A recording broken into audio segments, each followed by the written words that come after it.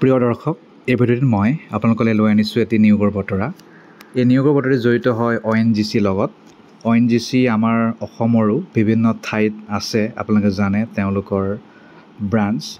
Oil and natural gas corporation limited, office of head of institute skill development centre, Delhi, Mumbai, Vadodara, Sivasagar আৰু চেন্নাই।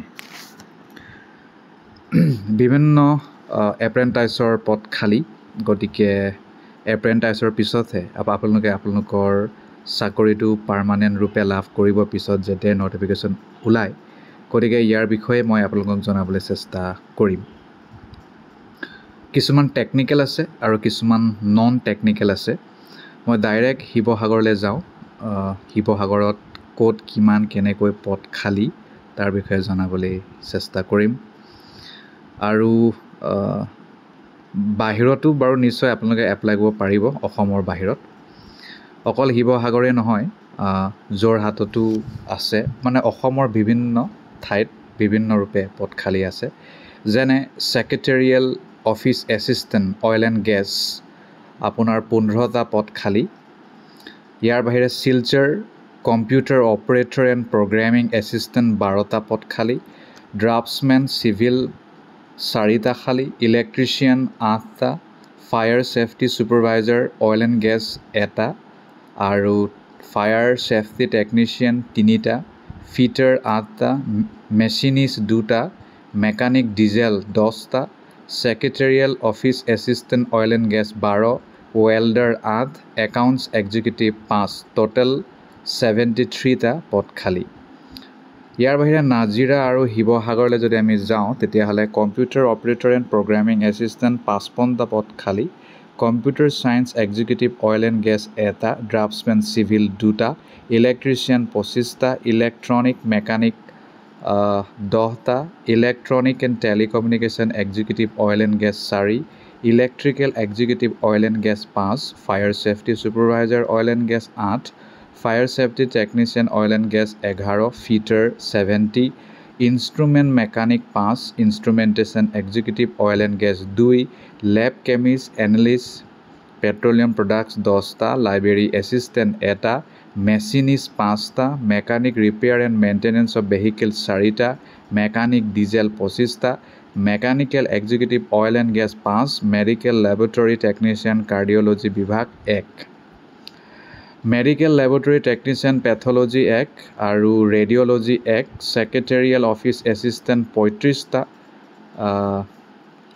তাৰপিছত welder gas and electric 10টা। Accounts executive 30টা। Computer science executive graduate লাগিব 1টা। Civil executive graduate 4টা। Civil executive diploma 6টা। Electrical executive graduate 5টা।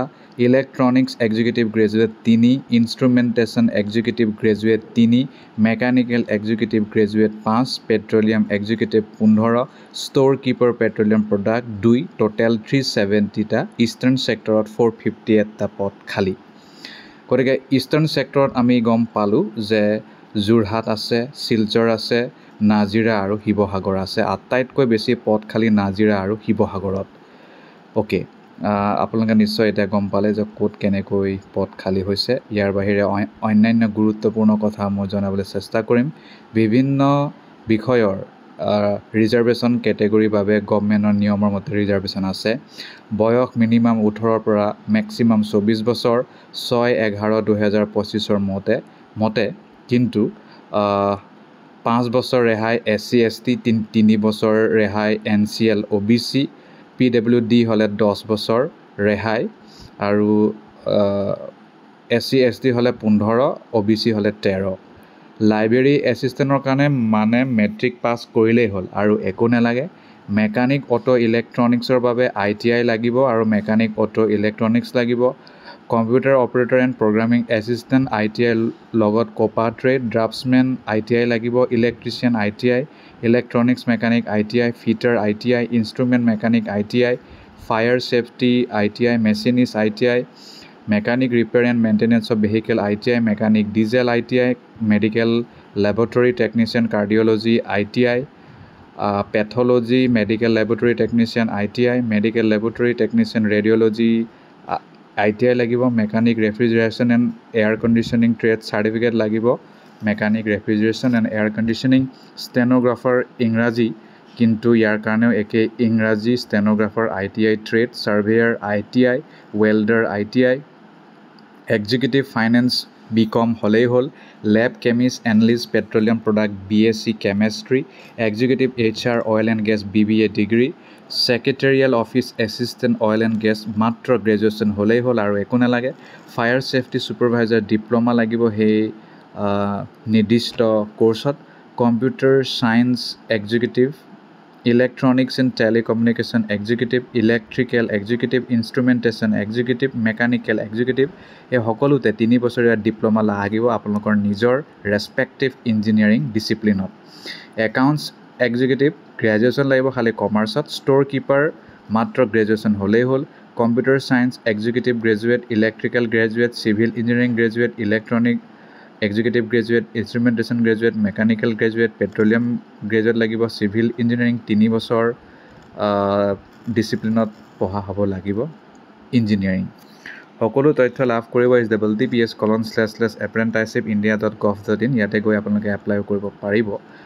আৰু ইয়াৰ বাহিৰে আৰু এটা ইয়াত ৱেবছাইট দিয়া আছে https://nats.education.gov.in, আৰু এটা আছে www.ongcapprentices.ongc.co.in। গতিকে 3টা ৱেবছাইট চাই থাকিব। 12মহীয়া ট্ৰেইনিং হ'ব। Graduate apprentice BA BCom BSc BBA BE BTech সকলে 12,300 টকা, 3 বছৰীয়া ডিপ্ল'মা ইঞ্জিনিয়াৰিং যিকোনো ব্ৰাঞ্চ 10,900 টকা, ট্ৰেড এপ্ৰেণ্টাইজ 10-12 সকলে 8,200 টকা, ট্ৰেড এপ্ৰেণ্টাইজ ITI ট্ৰেড এবছৰীয়া সকলে 9,600 টকা, ট্ৰেড এপ্ৰেণ্টাইজ 2 বছৰীয়া ITI সকলে 10,560 টকা লাভ কৰিব। ইয়াৰ বাহিৰে TA DA বৰ্ডিং লডজিং এইবোৰ একো নাপায়। চিলেকশ্যনটো মেৰিট বেচিছত হ'ব আৰু ৰিজাৰ্ভেশ্যন গভৰ্ণমেণ্টে যি নিয়ম দিছে সেই নিয়ম মতেই হ'ব। এপ্লাই কৰিবলৈ হ'লে মই ক'লোৱে তেওঁলোকৰ ৱেবছাইটৰ বিষয়ে, গতিকে সেই ৱেবছাইট যাব লাগিব। ৰিজাল্টটো www.ongcapprentices.ongc.co.in পাই থাকিব। ৰেজিষ্টাৰ্ড ইমেইল ID আপোনালোকে দিবই লাগিব, তাতে সকলো তথ্যও লাভ কৰিব। 16/10/2025 ওলাইছিল, 16/10 এপ্লাই কৰিব পাৰিব। লাষ্ট ডেট হৈছে 6 নৱেম্বৰ, ৰিজাল্ট দিব 26 নৱেম্বৰ। যদি কিবা কাৰণত কিবা তথ্য জানিব বিচাৰিছে, কুৱেৰিজ আছে ongc_skilldev@ongc.co.in। ইয়াৰ বাহিৰে ইয়াত কিছুমান কথা কোৱা আছে যে ক'ত কেনেকৈ আপোনালোকে এপ্লাই কৰিব পাৰিব। আমি যদি যোৰহাটৰ কথা কওঁ, সকলো ডিষ্ট্ৰিক্টে যোৰহাটতো এপ্লাই কৰিব পাৰিব, নাজিৰা শিৱসাগৰতো পাৰিব, শিলচৰো পাৰিব, তেনেকুৱা কথা ইয়াত কোৱা আছে। ইমানেই।